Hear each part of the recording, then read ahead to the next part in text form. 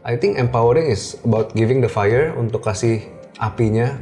Karena kalau kita bisa punya tolak ukur, seseorang itu bisa, kita jadi on fire, dia aja bisa, masa gue nggak bisa? Sama-sama makan nasi. Termotivasi ya? Iya. Mungkin kalau misal teman-teman punya anak di usia belasan tahun nih, investasi apa yang pernah, atau yang lu suggest buat teman-teman yang leher ke atas tuh investasi apa bro? Zaman sekarang justru sedihnya banyak dibilang, banyak stigma itu kelas online itu cuma jualan ludah. Modal jualan ludah, masa lu mau beli, lu mau ketipu. Oke, kita harus punya hikmah untuk filternya. Gitu. Memang jualan ludah, tapi ludah mereka mahal. Banyak yang beli.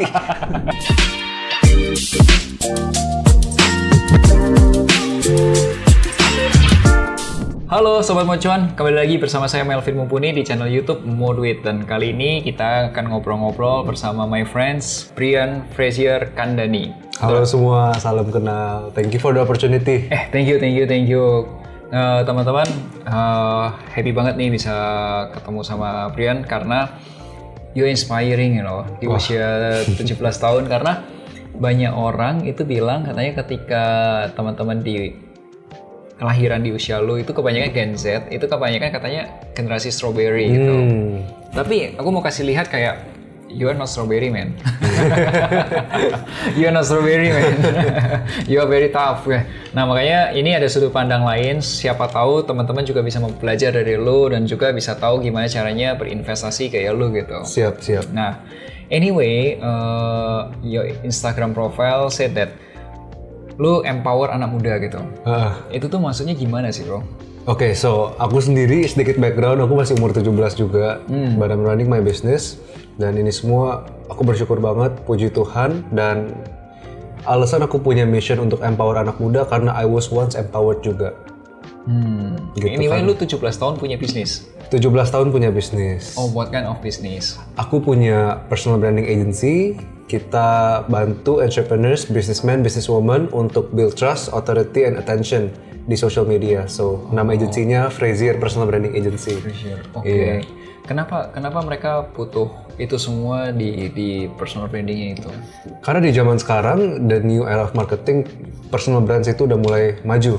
Kita bisa lihat one of the richest guy in the world, Bill Gates, itu pun dia personal branding di Instagram. Pak Hermanto Tanoko, salah satu orang paling kaya di Indonesia, gencar banget personal branding di Instagram.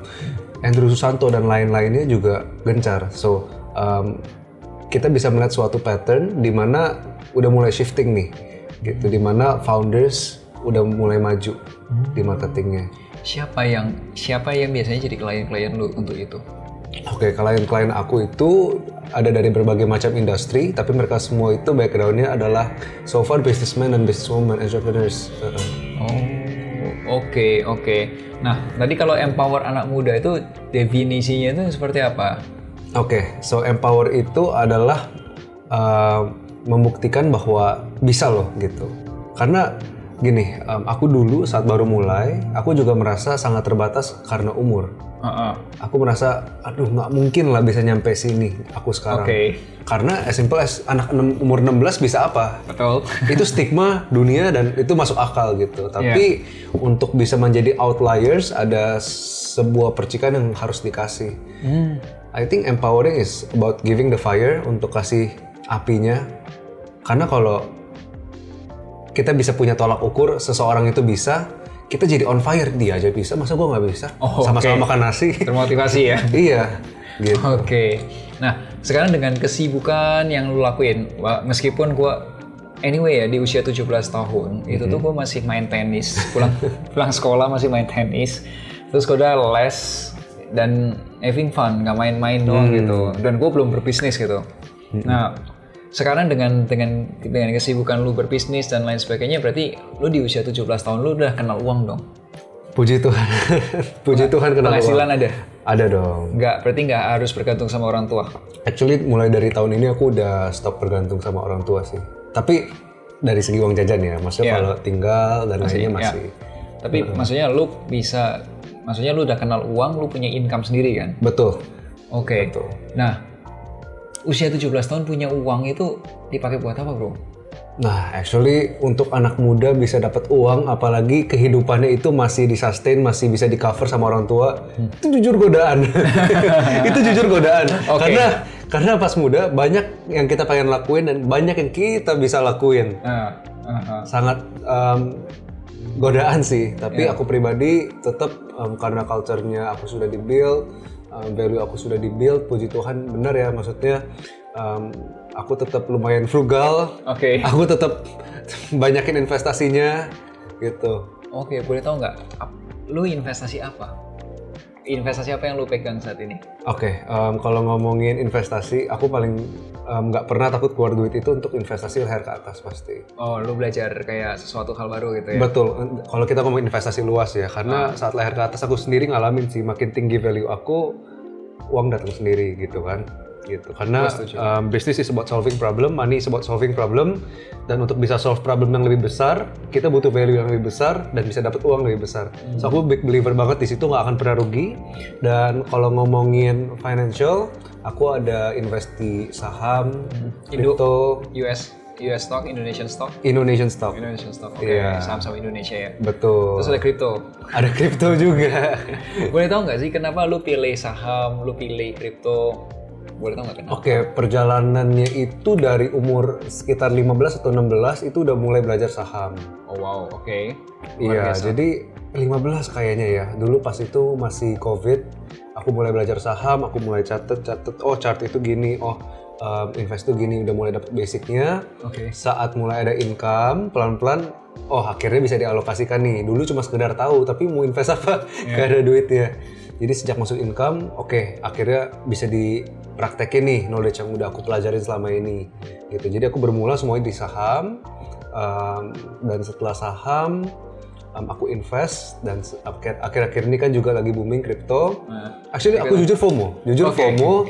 Tapi justru FOMO itu bagus menurutku. Kenapa? Karena FOMO-nya itu bukan asal beli, tapi FOMO untuk makin pengen belajar. Oke. Karena my value ya, aku ngerti dulu aku masuk ke apa, bukan cuma karena apa kata orang, baru aku masuk. Jadi saat Bitcoin ini lagi hype, crypto ini lagi hype, aku jujur FOMO, tapi FOMO-nya pengen cepet-cepet belajar supaya cepet-cepet ngerti, tahu atau nggak, masuk atau nggak gitu. Cepet cuan ya. Amin. Nah kalau sahamnya sendiri boleh tahu nggak gimana cara lu, kan saham di Indonesia ada banyak ya, setahu gua tuh 900-an perusahaan gitu. Nah gimana saham-saham apa yang lu pilih? Oke, karena dulu juga masih pemula, jadi main aman banget. Apa itu? Saham-saham big caps masuknya. Wah cuan lu gede. Lumayan. Ya. Terus berarti sekarang semua saham-saham big caps ada di situ, kayak perbankan big caps pegang? Ada. Berarti ada Beberapa kayak juga BCA, BRI udah, gitu. Iya, tapi beberapa juga udah take profit gitu, udah diputer-puterin lagi. Tapi sekarang ya pegangnya saham, kripto. Kalau kriptonya lu pegang apa? Kripto juga selalu big caps, jadi mainnya lumayan aman ya, Bitcoin, Ethereum. Nah sekarang dengan kondisi sekarang kan beberapa hari ini minus ya, kayak IHSG minus, Bitcoin juga kemarin sempat turun. Apa yang lu lakuin? Lu panik gak sih? Justru ada senangnya dikit sih karena dapat diskon kan. Jadi kalau ada duit bisa dimasukin lagi. Cuman kadang memang kalau lihat PNL-nya minusnya lumayan deg juga hati kan. Cuman kadang ada senangnya juga, wah ini dapat harga diskon nih gitu. Oke, menarik. Berarti buat lu ya udah nih mumpung lagi murah, udah tambah lagi gitu. Tambah lagi tutup mata dari PNL sih. Agak. Iya, entrepreneur banget ya. Entrepreneur spirit ya. Nah, kalau gimana cara lu ngukur kayak, wah ini risikonya masih masuk nih buat gua, atau ini gainnya sama risikonya masuk gitu, atau enggak gitu, gimana cara ngukur lu? Oke, cara ngukurnya sebenarnya simple sih buat aku, karena memang aku aku juga jujur nggak gitu ngerti trading, makanya aku nggak gitu trade sana sini. Jadi aku taruh memang untuk keep mungkin di mid term sama longer term ya. Dan mungkin aku bisa cek as simple as dari volatilitas harga, dan juga banyak pembahasannya di berita, di YouTube, dan dimanapun sih sumbernya untuk benar-benar pelajari ini apa gitu. Kalau dibilang yang mendalam banget, jujur aku juga nggak gitu. Tapi untuk ngerti ini secara keseluruhan apa, aku pasti pelajari sebelum aku masuk gitu. Dan untuk mengukur resiko sih, aku pribadi aku percaya anak muda itu punya privilege untuk bisa ngambil resiko lebih banyak. Anyway bro, Ini kan bisa jadi yang nonton di sini punya anak-anak seusia lo. Ya. Yang masih usia 16-17 tahun, mungkin masih SMA atau mungkin di sekitar SMA gitu ya. Ya. Dan bisa jadi anaknya teman-teman ini belum berbisnis kayak lo. Gitu.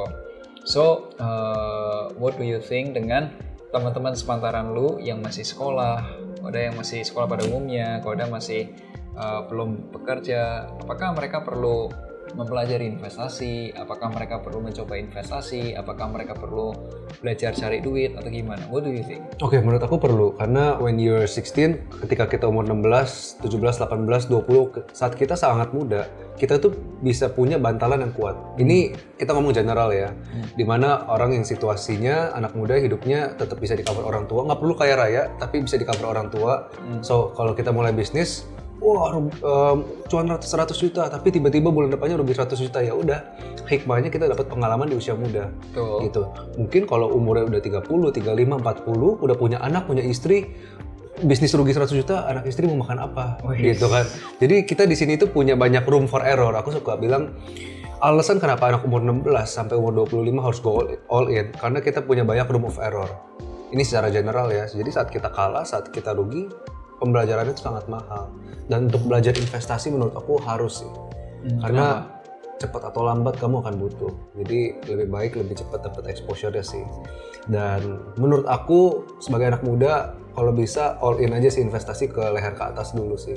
Sampai menurutku udah bisa dapetin income yang lumayan, baru consider investasi. Dan mungkin coba-coba investasi tujuannya jangan pernah ekspektasi untuk bisa kaya dari situ.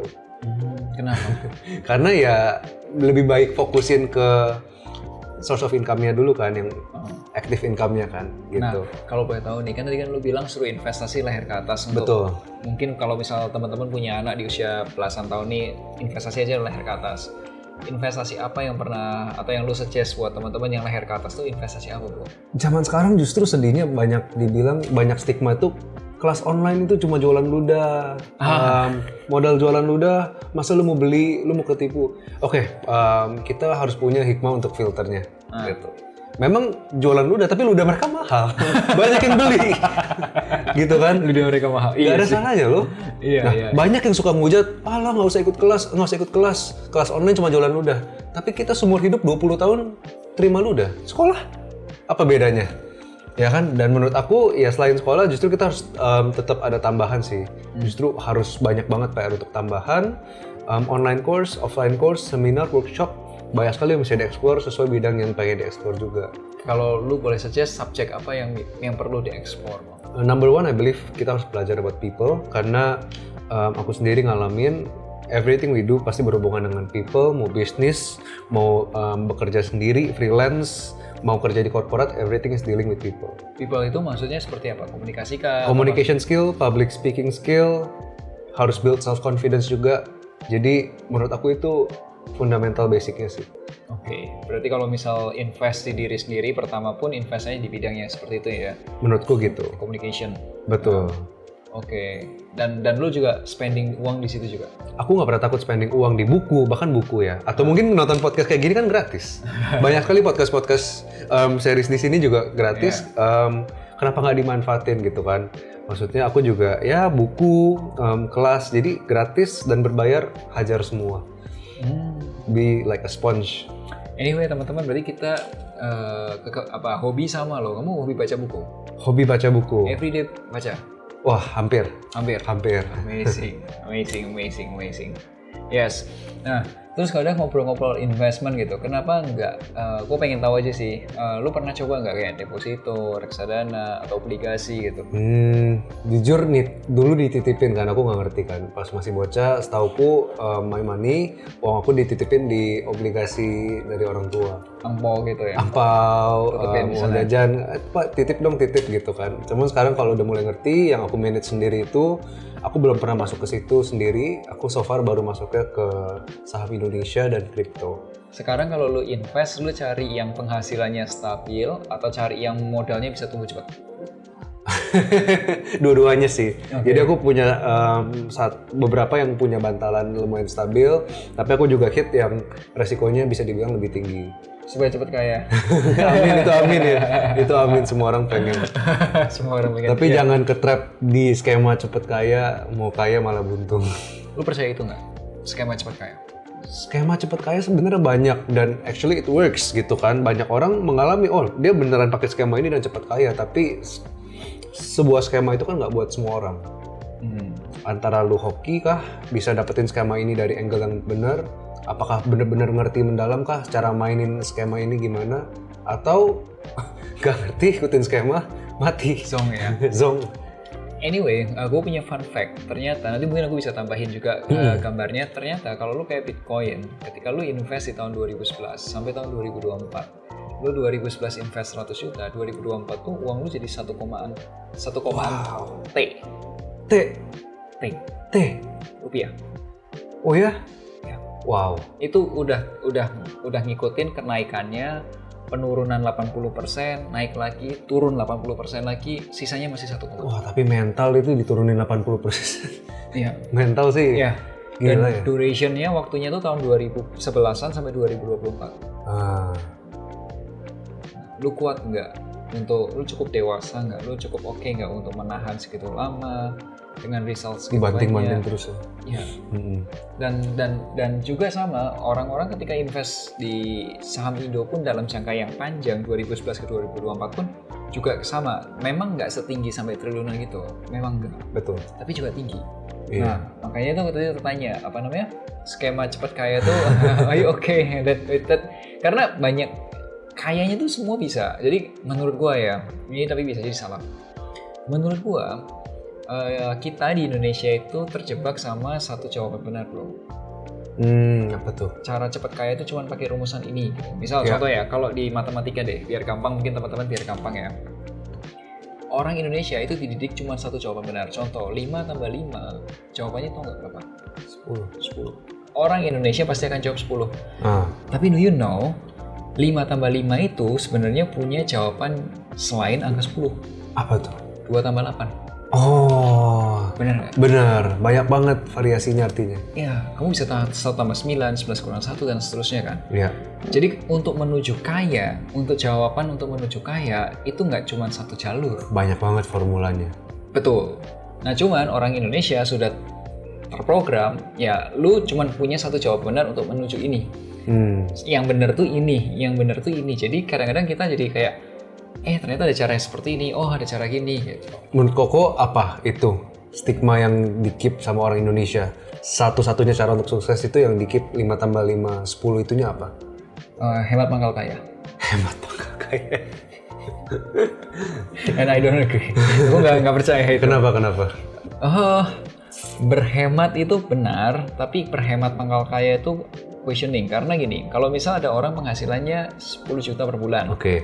Atau 20 juta per bulan deh, 20 juta per bulan. Lumayan. Ya, dari 20 juta itu, misal dia hemat-hemat bisa spending cuma 10 juta, jadi dia bisa invest 10 juta. Jadi setiap tahun yang dia bisa invest itu 10 kali 12, 120 juta. Nggak bisa lebih dari situ. Betul, ada cap-nya ya. Ya, tapi kalau misal kamu memperbesar kemampuan untuk menghasilkan penghasilan atau menghasilkan income, Setuju. misal dengan, ya oke, penghasilan 20 juta, tapi 10 jutanya kamu pakai buat investment, dan investmentnya itu punya penghasilan lain, itu beda cerita. Jadi aku pernah cerita kayak gini, aku pernah bilang gini, ada 3 orang, cowok single usia 20 tahun. Si A itu pengusaha ayam geprek. Si B itu seorang karyawan swasta. Sorry, tiga-tiganya income-nya 20 juta rupiah. Oke. Income-nya 20 juta rupiah per bulan, dan tiga-tiganya single. Oke, cowok single umur 20. Cowok single usia 30-an. 30, penghasilan 20 juta per bulan. Oke. Yang A bisnisnya ayam geprek. Oke. Yang B karyawan. Setiap kali gajian dia punya uang atau nggak punya uang, dia beli smartphone mahal lah, apartemen, mobil, tapi cicilan semua. Iya. Nah yang ketiga itu karyawan swasta, penghasilan 20 juta juga, tapi uangnya sebagian besar tuh di saving, ditabung, dan dia masih hidup di kos-kosan aja. Dia benar-benar humble aja, frugal living. Nah pertanyaan gue adalah, menurut lo ya, dalam 5 tahun ke depan, siapa yang paling kaya? Kalau yang pertama tadi gimana? Ayam geprek.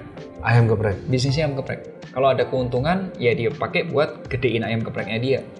Menarik. Dalam 5 tahun ke depan, menurut lu siapa yang paling bisa bertumbuh, paling kaya? Kemungkinan paling besar, satu kah? Si A. Si A. Oke, katakanlah juara satunya si A. Juara duanya yang mana? Pasti 3, C. Yang C. C. Berarti yang terakhir yang B, B. yang banyak utang. Betul. Dalam waktu 5 tahun, bro, yang bisnis rumah makan itu ketika dia punya uang 20 juta dan dia punya bisnis ayam geprek, yang dia akan lakukan biasanya dia akan ya either itu memperbesar cabangnya dia atau memperbanyak cabang kan. Betul. Tapi ya kalau lu kan sebagai konsultan lu tahu ya, bisnis itu kita buka 5 cabang nggak 5-5-nya maju kan. Oke. Bisa tutup kan. Iya. Itu yang pertama. Tapi at least dia punya tambahan penghasilan. Ya. Yang B, setelah 5 tahun cicilan smartphone-nya lunas. Cicilan mobilnya mungkin hampir lunas setelah 5 tahun. Cicilan apartemennya masih another 20 tahun lagi baru lunas. Ya. Yang C itu cicilannya mentok-mentok nih ya. Mentok-mentok. Kalau misal 20 tahun dia saving semua gitu ya. Dalam waktu 5 tahun dia punya uang berarti berapa? 240 kali 5 tahun. Itu mentok yang bisa ditabung. Tapi uangnya dia terkena inflasi. Betul. Kalau cuma ditabung. Dan nggak punya rumah. Ya. Nggak ada rumah, nggak ada mobil, nggak ada smartphone mewah, adanya uang cash. Itu kalau mentok 20 juta itu semua dimasukin. Kalau misalnya cuma bisa 10 juta, berarti 120 juta kali 5, 600 juta uang cash. Yang mana 5 tahun lagi, 600 juta itu belum tentu bisa beli mobil, smartphone, Oh iya juga ya. Bener juga ya. Jadi, membuka pikiran sih. Jadi yang paling miskin adalah yang nabung. Yang nabung. Bahkan yang cicilan utang gitu, Dia punya aset. dia punya aset. Ya. Dia punya aset. Baru kepikiran ya. Ya. Nah makanya aku bilang menabung tidak bikin kaya. Kenapa?